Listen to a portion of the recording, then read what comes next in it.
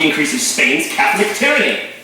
You propose to wield our Protestant faith as a sword against Spain? I have read an account of the Spaniards' barbarous treatment of the savages. Want the natives to join with us? Perhaps, if we show them our faith will add to their own, not take away. We must not abuse their trust. What have you here to leave for your son? What future has he here in London? What future shall he have in the New World, so far from his homeland? A future of endless possibilities. 500 acres for each colonist. Land of great bounty and marvelous beauty. Your hard work will be instantly rewarded. The skills of a good carpenter will be highly valued in our colony. Oh, it does seem promising. But would our child be safe? What of the savages? Verily, we have had some unfortunate encounters with the natives at Roanoke, but we intend to settle farther north at the Bay of Chesapeake, where the natives are peaceful and are welcoming us. I just cannot believe it will be so perfect as you say. I would not speak with such passion were not I ending this evening at the Painters Stainers Hall. Won't you consider joining us?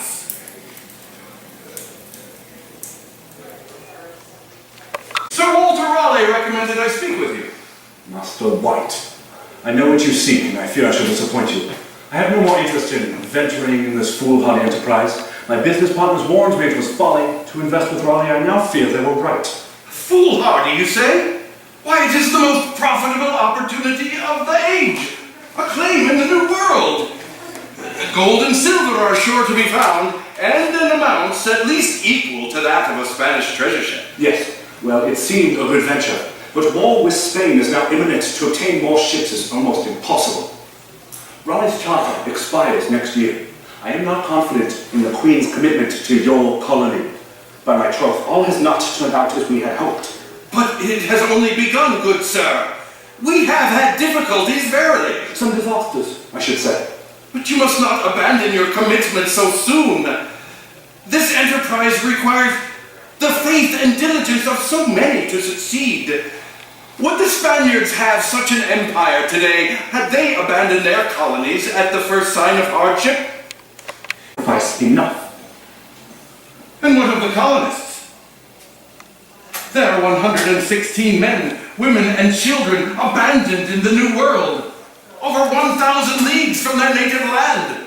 Have they not sacrificed, sir? Have they not sacrificed everything? Mr. White, I share your distress. They are our countrymen.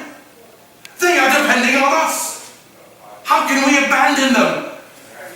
Are we not Englishmen? This is the site of what they call Fort Raleigh. It's from 1585.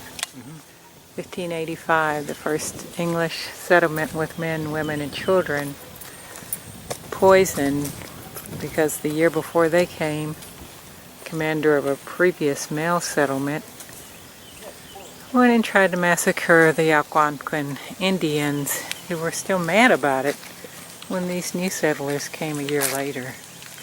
So the Indians originally had helped them, but they wouldn't help them on their return. And they got very hungry, so the leader went back to England to raise supplies. England was at war with Spain, so it didn't want to send any ships over here. Nobody wanted to invest anymore. There wasn't silver or gold. And he wandered around for 3 years before he was able to catch a ship back. He found this. Their houses were gone, the people were gone. So it's called the Lost Colony. 100 settlers were just completely missing. Reconstructed in 1950 based on evidence of what it was like in 1585. This is the home of the play The Lost Colony, which is a completely made up story because nobody knows anything.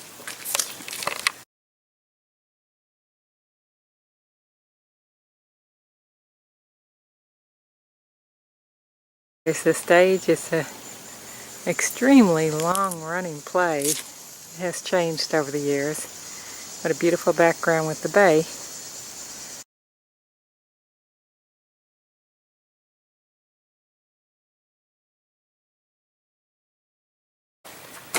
Monument indicating that this island Roanoke Island was once part of the National Underground Railroad. When the slaves made it here, they were free.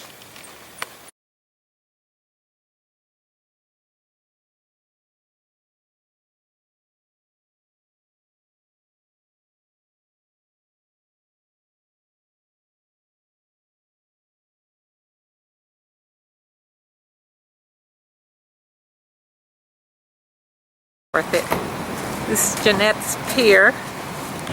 This is the beach at Jeanette's Pier.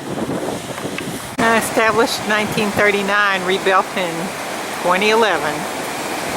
As in 1960, a hurricane unearthed an old shipwreck which drove into the then pier and destroyed it. In 1962, there was another storm. It was remodeled in 1996. And then in 2003, Hurricane Isabel. So, been rebuilt a lot of times. Shows where we are on the Outer Banks. You can fish here. This is owned by the aquarium. They have an aquarium in here. This is the type of fish that live here.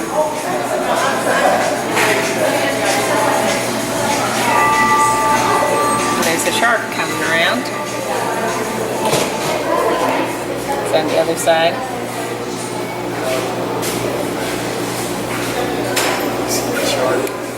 Oh, it's like a tail. That's awesome. Why isn't it eating the fish? 10. Sandbar. Give them. Sandbar shark. My dad is It was born. What's his feet on?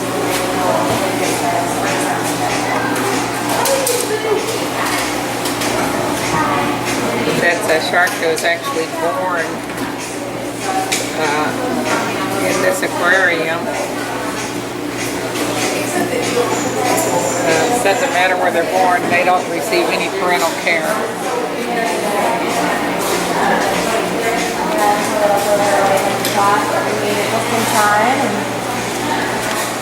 It's is she being okay or? There's the shark. Okay, she sounds good to me. Does she how's Dad? It's pretty